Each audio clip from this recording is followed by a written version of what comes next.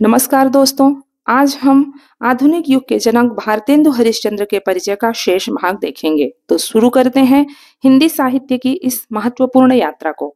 आधुनिक हिंदी साहित्य के जन्मदाता, भारतीय नव उत्थान के प्रतीक, निज भाषा उन्नति है सब उन्नति को मूल को बीज मंत्र मानने वाले भारतेंदु हरिश्चंद्र 18वीं सदी के कलकत्ता के प्रसिद्ध सेठ अमीचंद के वंशज थे।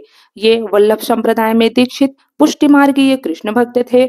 उर्दू में रसा उपनाम से कविताएं की तथा काशी में कविता वर्धिनी सभा 1870 ईस्वी, पेनी रीडिंग क्लब 1873 ईस्वी, तदीय समाज 1873 ईस्वी में स्थापना की। कविता वर्धिनी सभा के माध्यम से भारतेंदु ने नए कवियों को प्रोत्साहित किया तथा पेनी रीडिंग क्लब में लेख पाठ होता था। इस क्लब में पढ़े गए लेख हरिश्चंद्र मैगजीन में छपते थे। तदीय समाज की स्थापना के समय से उन्होंने वैष्णव धर्म और ईश भक्ति तथा गोरक्षा प्रचार, मदिरा मांस को भी रोकने का प्रयत्न किया। इसी समाज में भगवत तोषणी नामक पत्रिका भी प्रकाशित की, जो कुछ समय बाद बंद हो गई। यह पत्रिका धार्मिक थी।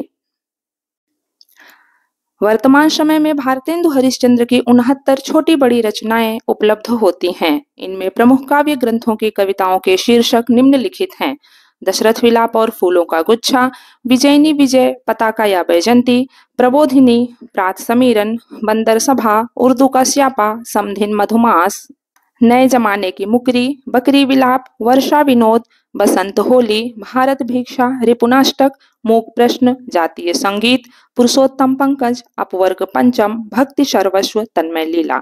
अब हम भारतेंदु हरिश्चंद्र के बारे में कुछ टिप्पणी देखेंगे। 1880 ईस्वी में सार सुधा निधि पत्र के द्वारा पंडित रामेश्वर दत्त व्यास के प्रस्तावानुसार हरिश्चंद्र को भारतेंदु की उपाधि से विभूषित किया गया। डॉक्टर रामविलास शर्मा ने भारतेंदु को नवजागरण का वैतालिक कहा। भारतेंदु हरिश्चंद्र ने सुंदरी तिलक 1869 ईस्वी में प्रकाशित और पावस कवित्त संग्रह नामक का संपादन किया, जिसमें श्रृंगारपूर्ण रचनाओं की प्रधानता है। उन्होंने अपनी खड़ी बोली की रचनाओं को कलकत्ता से प्रकाशित होने वाले भारत मित्र पत्र में प्रकाशनार्थ भेजी। भारतेंदु हरिश्चंद्र ने 1873 ईस्वी में कालचक्र की भूमिका में लिखा कि हिंदी नए चाल में ढली।